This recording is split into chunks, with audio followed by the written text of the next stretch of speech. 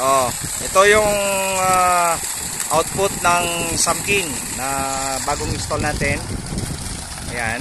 So, half-up na panel na 580 watts each.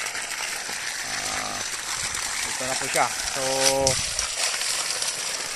medyo makulimlim. Ayan.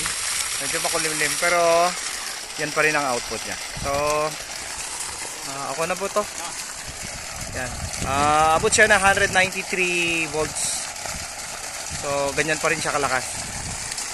Ayan. So, yung mga kasama natin na sobrang galing sa pag-install. So, kayang ma-install ng tatlong ganito sa loob lang ng 2.5 day. Ayan. So, yan po yung mga frames niya. So, yan. So, thank you Samkin for the napakagaling na pump. Sana may bonus kami sa iyo. Thank you Samkin. Bye-bye.